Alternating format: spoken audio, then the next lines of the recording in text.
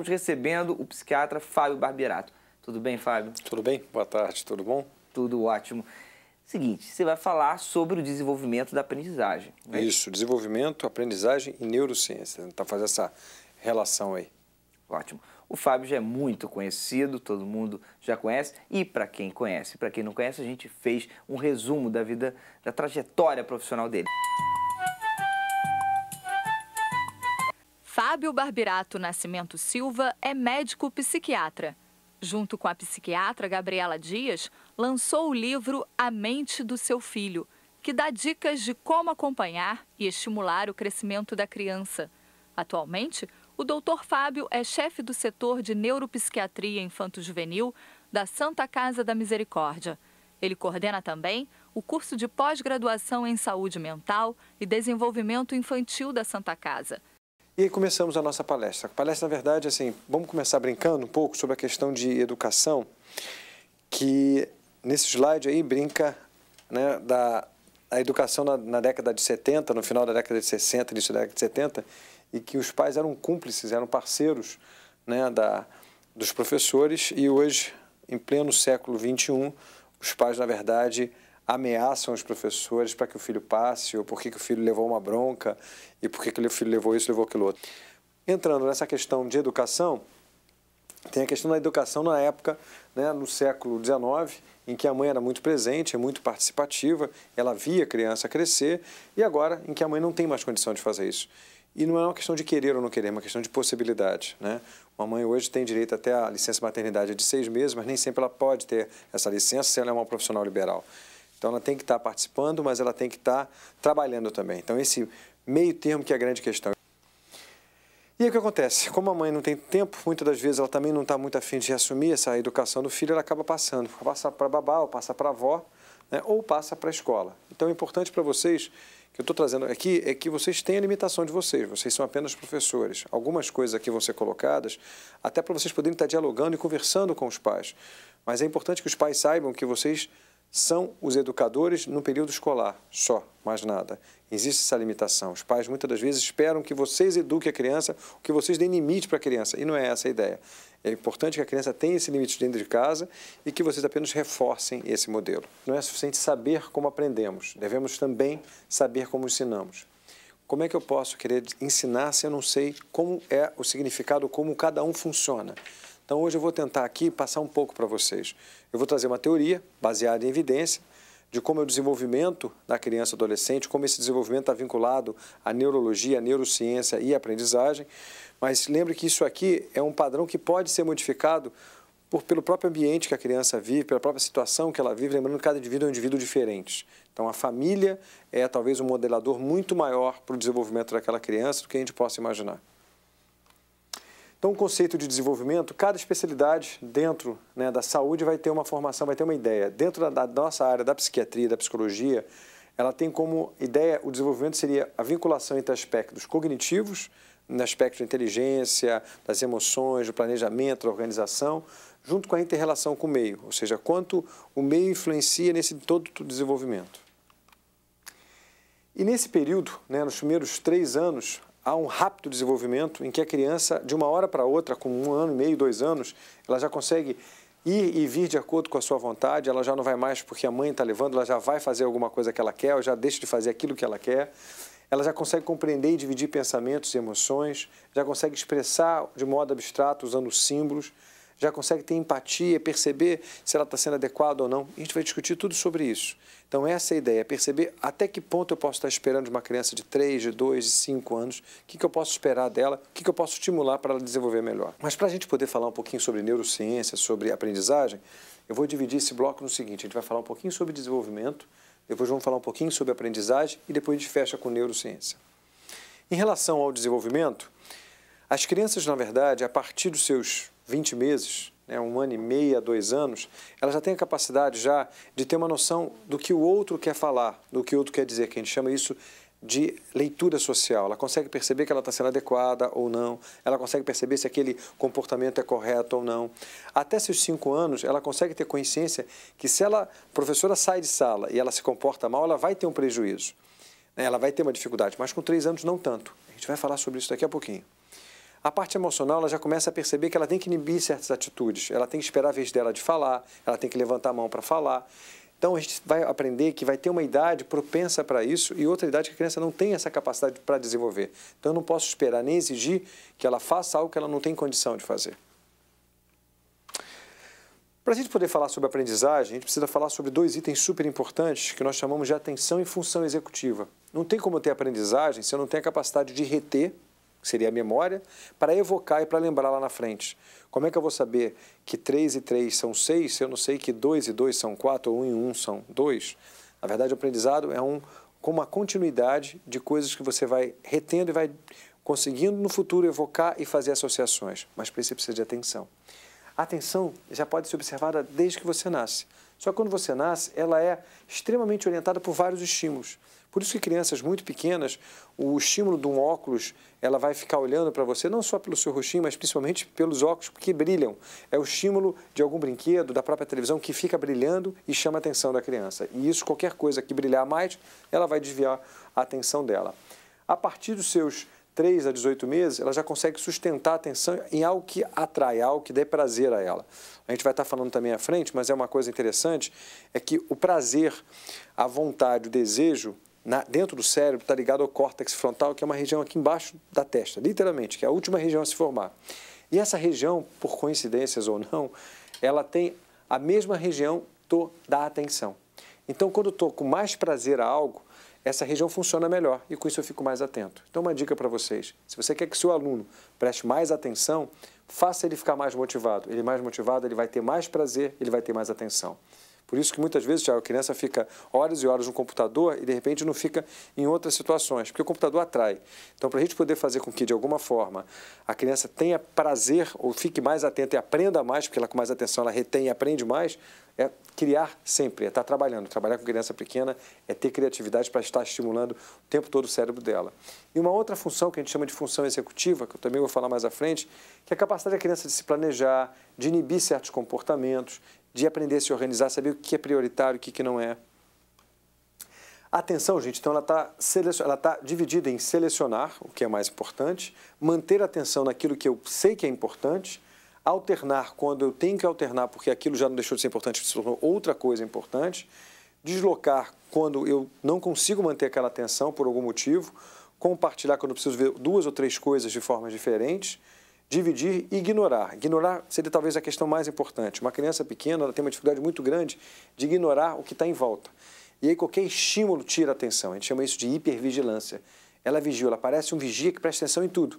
Então, você mantê-la focada em que ela vai ter mais atenção e com isso mais capacidade de reter e memorizar e aprender, esse talvez seja o grande exercício para todos que trabalham com crianças pequenas. A atenção até 2 anos é a atenção controlada por estímulos, como eu falei para vocês. A partir de 2 anos, ela já tem um controle voluntário, ela já consegue, de forma seletiva, observar o que é interessante para ela.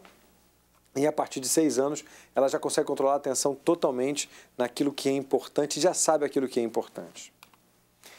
Um dado interessante é que até 1 ano de idade ela se distrai com muita facilidade, a partir de 1 ano ela começa a canalizar a atenção, a partir de 2 anos ela alterna a atenção para os adultos. Mas a partir de 3, que é quem trabalha com a pré-escola, é importante que a atenção vai estar alternada espontaneamente, ela vai alternar exatamente com o que deseja, com o que é interessante para ela. Então, se ela está na sala de aula e ela começa a desviar o foco dela, é tentar descobrir o que pode estar acontecendo que está estimulando, porque isso faz parte do desenvolvimento e isso é comum a partir dos 3 anos. E daí para frente, a criança vai melhorando a capacidade de foco dela. O tempo de atenção, o tempo que eu posso esperar que uma criança, ela possa ter o foco. Então, com 2 anos, ela vai conseguir ter 7 minutos, com 3 anos ela vai conseguir ter 9, com 4 ela começa a conseguir aumentar um pouco mais, vai para 13, com 5 ela vai para 15 e a partir de 6 anos ela consegue aumentar o leque e ficar por um período maior. A importância disso, por que isso é importante? Porque não adianta eu querer que uma criança de 3 anos, 4 anos, fique atenta durante 1 hora em alguma coisa que eu esteja ensinando a ela. Ela vai ter dificuldade neurológica para tal, ela não tem a capacidade cognitiva, neurológica, plástica, neuronal, para ela se manter atenta, focada. Então, até 3 anos de idade, eu tenho que esperar apenas no máximo 10 minutos. É lógico que isso pode variar um pouco. A linguagem. A linguagem talvez seja uma das questões mais importantes.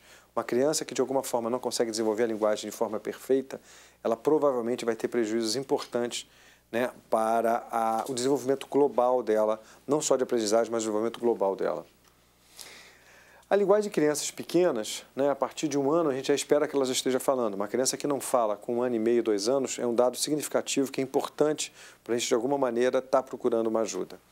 As palavras iniciais são palavras simples, sem muita formação, né? Ela vai falar papá, auau, mamã. A partir de 2 anos, né, 2 anos e meio, você já pode começar a imaginar que ela já faz frases mais complexas. A partir de 3 anos e meio para 4, ela já faz uso correto de auxiliares, já começa a surgir palavras mais estruturadas, formações mais estruturadas.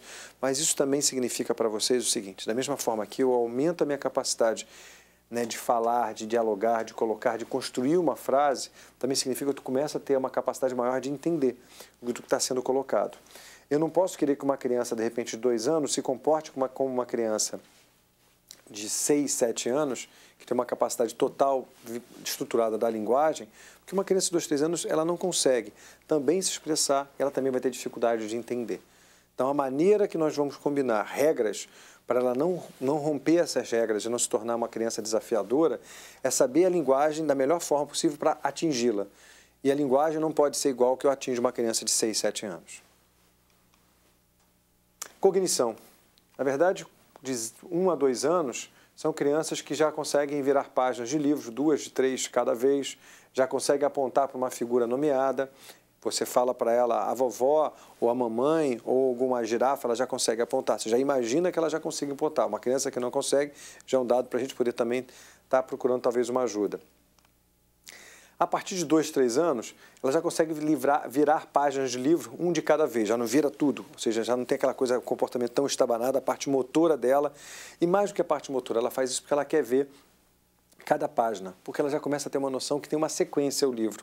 Nós já podemos, de alguma maneira, trabalhar com crianças a partir de 3 anos, o uso, né, dos livros, das figuras dos livros, para tentar estimulá-las a criar a sua fantasia, a criar a imaginação. E, através disso, a ter um aprendizado mais adequado, estimulando as áreas do cérebro, do aprendizado, da linguagem, através, pura e simplesmente, delas estarem, você contando uma história e elas folheando aquela história. A partir de 3 anos, essa criança já combina, já consegue de alguma forma ter uma capacidade um pouco maior, já consegue encontrar objetos específicos quando, né, lhe pedem, ou seja, eu já posso pedir coisas a ela que sejam um pouco mais complexas e ela já consegue fazer isso. Uma criança de 2 anos talvez não tenha essa capacidade de perceber o que significa, qual é o significado daquilo ou o que é aquilo. A partir de 4 anos, eu já começo a ter uma questão que é super importante, que é a questão do número, que é a questão do cálculo. E aí vem a coisa da matemática. Aos 4 anos de idade, forma-se a base neurológica para o pensamento lógico-matemático. Eu não devo jamais exigir que uma criança de 2, de 3 anos faça ou tenha pensamentos matemáticos. Ela não tem a condição neurológica para tal. A partir de 4 anos, ela já consegue. Então, eu já posso começar a ensiná-la a se comportar em cima de uma mesada, ou eu já posso ensinar ela que aquele gasto é X, ela pode gastar Y. Eu já posso começar a trabalhar a questão que Joãozinho tinha, né, 10 maçãs, ele saiu correndo, caiu 3, né, quanto sobrou. Ela já começa a ter uma noção lógica matemática. A partir de 4 anos, eu já posso fazer isso. Porque quando eu exijo coisas que ela não tem condição, neurologicamente falando, eu posso afetar regiões do cérebro, causando graves problemas, até no futuro mesmo, problemas ligados à ansiedade ou à depressão, porque você está estimulando áreas que não estão plenamente desenvolvidas. Só para a gente poder ter uma noção também, nesse momento começa a apresentar algumas áreas do desenvolvimento, né, áreas cerebrais, que podem ser identificadas para algum transtorno, né, do aprendizado. Só lembrando a vocês que transtornos do aprendizado não são a mesma coisa que dificuldades do aprendizado, são coisas diferentes. Transtornos estão vinculados à leitura, à escrita e a cálculo. Dificuldades são questões variadas. Transtorno tem uma origem genética e dificuldade não. Isso aqui é só uma curiosidade, até porque a gente não pode fazer diagnóstico de transtorno de aprendizagem antes de 8 anos, ou antes deles terminarem o 3º ano, né, fundamental. Então, existe hoje já áreas mapeadas também no cérebro que causariam essas dificuldades, ou desculpe, esses transtornos na aprendizagem. As dificuldades não. Dificuldade não tem uma localização neurológica, e sim questões sociais, emocionais, ou até mesmo da estrutura do ambiente da escola ou da própria criança. Isso aqui é um slidezinho, espero que vocês consigam ver. Tem uma área em azul, né, que tem um númerozinho, provavelmente vocês não devem estar vendo, também pequeno, que é 20. Ou seja, você com 20 anos, toda a tua capacidade, toda a tua relação neuronal está toda formada. Mas com 4 anos, você não, você está formando, principalmente aquela área do cérebro que eu falei para vocês, que é o córtex frontal, que é aqui embaixo da testa, ele está ainda se formando. Essa área, quando estimulada demais, ela pode provocar prejuízo lá na frente. Então, o que a gente quer dizer com isso? Uma criança de 3, 4 anos, e até com 5, muitas das vezes não consegue fazer, por exemplo, a letra cursiva. E quando eu exijo que ela faça essa letra cursiva e ela não consegue, não é que ela esteja um atraso no desenvolvimento motor, psicomotor. Na verdade, ela não está ainda com estrutura para isso. Então é importante ter esse conhecimento para não exigir demais o que ela não pode, mas também não exigir de menos o que ela pode fazer. A aprendizagem é um processo que se cumpre no sistema nervoso central, em que se produzem modificações mais ou menos permanentes que se traduzem por uma modificação funcional ou conductal, que permite maior adaptação do indivíduo ao seu meio. A aprendizagem ela está vinculada diretamente à plasticidade neuronal, que é a capacidade do indivíduo de criar outras conexões no neurônio. E isso faz com que ele consiga se adaptar ao meio. Então, tão importante, né, a gente, de alguma maneira, dentro da escola, ajudar também na educação informal, não só na educação formal. Usar as historinhas, né, a musicalidade e discutir, conversar e brincar com ela, mostrando o que é correto, o que é certo. Lembrar que, muitas das vezes, elas têm em vocês, professores da pré-escola, talvez um ambiente seguro, um ambiente em que ela se sinta mais adequada. E talvez vocês possam ajudá-la muito a perceber o correto e o certo. Não passando para vocês a responsabilidade de educar. Mas, às vezes, o pai não tem condição, a mãe não tem condição ou não tem uma estrutura para tal. Então, a gente pode tentar ajudar e, com isso, melhorar a qualidade de vida dessa criança, talvez melhorar a qualidade de vida de todos nós no país. A aprendizagem, ela vai ter algumas subunidades, a gente poderia dizer assim. Descobrir, eu quero descobrir. Compreender, estabelecer relações, transformar e criar.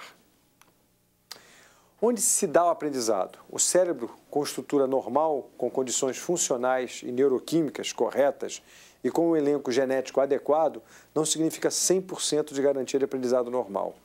O que isso quer? A criança pode nascer num ambiente ótimo, com toda a estrutura, não tem nenhum problema, né, genético, não ter nada que preencha nenhum transtorno, mesmo assim ela não aprender de forma adequada. Então, a gente precisa entender e compreender cada perfil daquela criança, ver como funciona e tentar estimulá-la de forma individual. Isso é importante. Eu sei que às vezes é difícil, porque dentro de uma sala de aula existe um grupo grande de crianças, mas é importante identificar cada criança, ver as áreas de força e fraqueza e tentar estimular. Porque eu posso ter toda a estrutura, né, e, de alguma maneira, se eu não tiver um estímulo adequado, eu vou estar esperando aquela criança que ela não vai alcançar. Desenvolvimento e aprendizagem. Desenvolvimento é um processo espontâneo, ligado a um contexto geral, biológico e psicológico, que diz respeito à totalidade das estruturas do conhecimento. Aprendizagem é um processo limitado, provocado por um experimento psicológico ou por um professor, na verdade, por um mediador, por alguém que está como modelo para ela. Por que o comportamento ocorre? O comportamento resulta da interação de eventos ambientais e das reações orgânicas. A gente pensa que, na verdade, o aprendizado, o comportamento, ele é basicamente apenas herdado geneticamente ou aprendido. Será que ele é só assim? Com certeza que não. Espero que vocês estejam, com certeza, uma dificuldade grande, porque é muita setinha e deve estar complicado, talvez, para ver tudo, mas é importante que vocês vejam que tem uma gama de situações que vão fazer essa relação entre a herança genética e o ambiente para chegar a um comportamento, a um aprendizado adequado. E vocês são aqui muito importantes dentro dessa questão ambiental, porque vocês estão no período fértil em que a criança está desenvolvendo muita coisa, está aprendendo e está retendo muita coisa. Na verdade, o aprendizado é a interação entre o organismo, o genético, o ambiente e o processo do dia a dia. Isso está aqui bem mapeado. A criança nasce com poucas relações neuronais, com poucas relações entre um neurônio e outro. O neurônio seria essas célulazinhas, seria todo esse emaranhado, né, parece uma árvore aqui, a gente chama até de árvore dendrítica, o nome técnico. A gente está vendo aqui com 6 anos de idade, eu tenho muitas dessas árvores, eu tenho uma ramificação muito grande. Nesse período é que ela cresce, ela desenvolve, ela aprende muita coisa. Então, a partir dos seus 2, 3 anos, isso vai crescendo, crescendo, crescendo, e chega aos 14, aquilo começa a ser podado e começa a ser segurado. Ou seja, tudo que eu aprendi até meus 14, eu tenho mais chance de reter e levar para o resto da vida coisas boas e coisas ruins. Eu posso aprender inglês muito melhor com 6 anos do que com 40, do que com 50. Eu posso aprender matemática com 6 anos, eu posso me alfabetizar com 6, 7 anos e eu vou ter uma capacidade de retenção do que eu botar isso para alguém mais lá tarde. É óbvio que pode conseguir, mas com muito mais dificuldade. Porque nesse momento, com 4, 5 anos, existe uma expansão de neurônios dessas células dentro do cérebro com uma força, com uma grandiosidade tão grande, tão espetacular de aprendizado, de retenção, que nesse momento o quanto é importante vocês trabalharem com essas crianças. A partir dos seus 14 anos, tudo que foi aprendido vai ficar lá. Ela vai continuar aprendendo. Essa plasticidade continua, mas com bem menos intensidade. Falei para coisas ruins, boas, mas também para coisas ruins. Se uma criança começa a ter esse contato, por exemplo, com cigarro com 12, 13 anos, com 11 anos, ela com certeza vai ter muito mais dificuldade de perder esse vício, né, do que um adulto que começa a fumar com 20 anos de idade. A neurociência e desenvolvimento. Na verdade, a neuroplasticidade, como nós falamos, ela é estimulada o tempo todo pelo meio. A neuroplasticidade é o termo técnico para que o neurônio se faça outra conexão para tentar compensar aquilo que ele perdeu ou para tentar, de alguma forma, fazer outras formações para melhorar o aprendizado dele. É a propriedade do sistema nervoso central de modificar seu funcionamento e reorganizar-se para compensar mudanças ambientais. Então, se eu vivo numa área de risco, mas eu tenho dentro da escola um ambiente acolhedor, adequado, eu posso estimular essa criança junto ao aprendizado formal, ao aprendizado informal também, ela sentir muito bem estruturada e ela aprender mais. Se eu estou num ambiente, né, que não é acolhedor, o estresse pode piorar isso. Então, também o inverso também tem que ser tomado cuidado. Mas o dado que é interessante é que o neurônio não para, e nesse período menos ainda. Então, ela está num período importante em relação ao processo de aprendizagem dela. Dentro das teorias do aprendizado, a gente tem 3 teorias. Eu vou falar rapidamente das primeiras 2 e a terceira eu vou me deter um pouco mais. A primeira é a teoria da mente, que é a capacidade sua de pensar como o outro pensa, de entender como o outro, de perceber, né, que talvez vocês estejam gostando ou não. Eu não estou aí, não posso estar olhando para vocês, mas se eu tivesse, talvez eu estivesse olhando para a fisionomia de vocês, ou para uma ou para outra, perceberia que talvez a minha linguagem estaria muito técnica, ou pouco técnica, ou estaria chato, e eu teria que mudar a minha dinâmica da aula.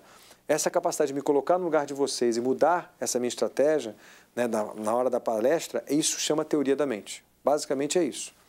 E aí, você com 1 ano de vida, você já tem teoria da mente. Você já consegue pensar que o outro existe, mesmo sem ele estar lá. Ou seja, a criança já tem consciência que a mãe vai sair, mas ela tem medo que a mãe possa não voltar. Por isso que às vezes é difícil a adaptação dela na escola.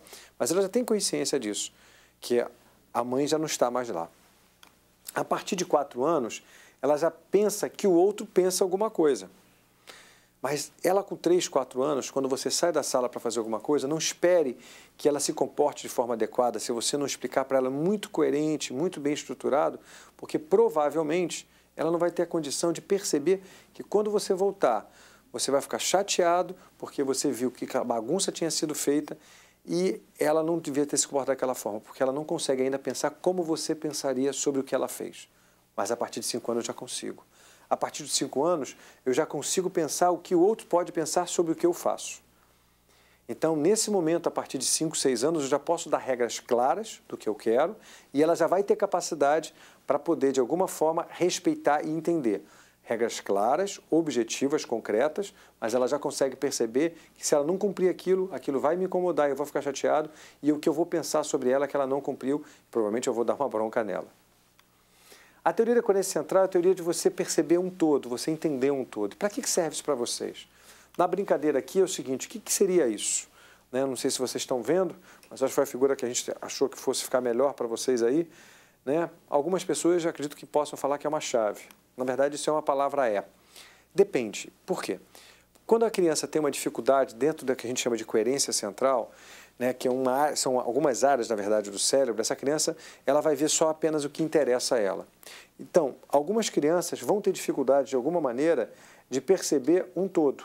E se ela, né, só fica focada naquilo que interessa e esquece, na aula de matemática que interessa a ela, naquele processo, ela vai ficar focada.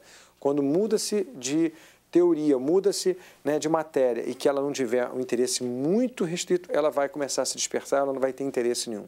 Então, perceber que essa criança tem essa dificuldade também é importante, até para mudar a minha estratégia de tentar chamar a atenção, chamando a atenção, faço que essa criança tenha aquisição, retenção e evocação, tenha memória.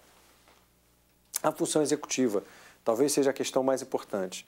Aqui está um cérebro, dentro do cérebro, no córtex frontal, como eu falei para vocês, nessa área do cérebro, nessa área da frente, aqui embaixo, logo mesmo da testa, tem uma grande orquestra com o maestro. Função executiva é isso, é o maestro, que consegue reger uma orquestra de forma adequada e que tenha todo um som e que tenha uma sequência, em que você consiga ouvir o violoncelo, o violino, o piano, né, o clarinete, todos os instrumentos de sopro e aquilo tem uma harmonia. Essa capacidade de organização e planejamento já nasce com a criança. E algumas crianças podem apresentar algumas dificuldades ou eu estou exigindo coisas que ela não consegue. Vamos entender um pouco melhor sobre isso. Na verdade, então, a função executiva é a capacidade sua de flexibilizar, você aprender com alguma coisa e não voltar a fazer aquilo, você se organizar, se planejar com metas de curto a longo prazo, você ter memória de trabalho que é memória imediata, você aprendeu hoje, associar com alguma coisa que você vai aprender amanhã, você inibir certos comportamentos que são inadequados, aprender com aquele comportamento que não foi legal e não repetir, ou você ter um comportamento legal, correto, que o pessoal gostou e voltar a repetir aquilo. E isso pode ser visto desde pequenininho. Uma criança na pré-escola mesmo, a partir de seus 3 anos, ela já consegue executar incumbências simples.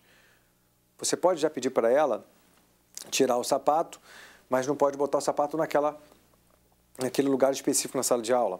Você pode pedir que ela pode pegar a caneta, mas não pode botar aquela caneta em outro lugar. Incumbências simples, únicas e focadas. Quando você começa a dar mais do que uma incumbência, ela já vai ter dificuldade. Ou seja, então vamos trabalhar com crianças de 3 anos, sempre de uma incumbência de cada vez. Não passe mais do que isso, que ela vai ter dificuldade para tal. Ela consegue, por exemplo, arrumar o quarto, né, de dormir, ela já consegue arrumar a sala, arrumar o material dela com ajuda, com alguém mediando isso. A plasticidade neuronal, só por curiosidade para vocês, nada mais é do que o Vygotsky já falava no começo do século XX, quando ele falava da intermediação, né, da mediação que o professor, que as pessoas que estão em volta daquela criança, dos pais, vão fazer com que transforme aquele crescimento dela. E isso é importante porque isso foi o prêmio Nobel do século XX, o Kandel. O Kandel nada mais fez foi provar o que a teoria de Vygotsky, lá atrás, no início do século XX, né, mostrou agora com a ciência básica. E ele mostra exatamente que a criança consegue executar pequenas tarefas e cuidados pessoais, uma criança já consegue se limpar, ela consegue já fazer, obviamente, se limpar com uma certa limitação, mas ela já consegue se limpar, e ela consegue inibir certos comportamentos. Ela já sabe que não pode tocar no forno quente, ela já sabe que não deve entrar correndo na rua, ela já sabe que não deve pegar o brinquedo do amigo. Então, quando ela pega o brinquedo do amigo, ela já sabe que é errado. Aqui está a palavra não, não, não, foi uma pergunta mais cedo, é uma outra coisa que a gente deve evitar. Evitar de falar não para uma criança. Se você quer que a criança não faça aquilo, você deve explicar. Se você colocar a mão na tomada, você pode se machucar. Se você falar não bota a mão na tomada, o que vai ficar no cérebro dela é mão na tomada e ela vai e coloca. Então, mas ela já tem consciência do que é certo ou errado nessa situação. Ela já sabe que morder uma criança vai machucar, a criança vai ficar incomodada. Ela já sabe que pegar o brinquedo de outra criança é inadequado. Uma criança da pré-escola já tem capacidade para inibir esse comportamento, desde que você trabalhe com ela e oriente a ela. A aprendizagem, então, é a relação de tudo isso. É a relação da motivação, da função executiva, da atenção, da memória, da metacognição e da transferência. Então, motivação. Se eu não tenho motivação, eu não tenho capacidade, eu não vou estimular o meu cérebro a ter atenção. Se eu não tenho atenção, eu não tenho a memória, eu não vou reter. E se eu não tenho memória e não retenho, eu não tenho capacidade de planejar, de se organizar. Então, todas essas áreas são interligadas. Começa com a motivação que a gente pode dar, lembrando aquele tempo, aquele time que cada criança vai ter, tentando estimular e criando, mudando os enquadros para ela poder ficar cada vez mais motivada, fazendo com que ela tenha motivação, com isso ela tenha mais atenção. Ela tendo mais atenção, ela vai conseguir se organizar mais, vai ter a capacidade dela de planejar, de se organizar, ver o que é certo, inibir o certo comportamento, aprender que aquele comportamento é correto ou não, e vai ter a memória para aprender e não repetir novamente aquele erro que ela fez, não perseverar naquilo, ou repetir aquilo que deu certo e que todos gostaram, e receber notícias. né, receber elogios. Para a gente poder terminar, quando é que eu devo procurar ajuda, né? Quando é que vocês podem procurar, quando é que vocês devem, talvez, chamar atenção?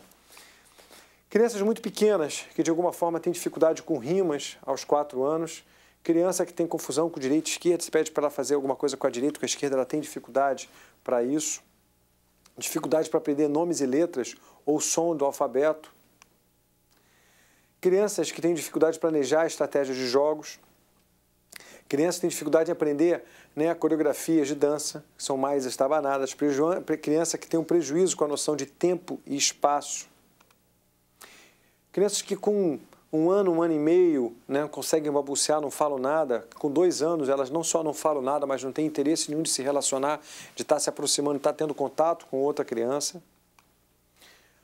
Para quem trabalha com crianças na creche, aí fica um dado interessante para vocês.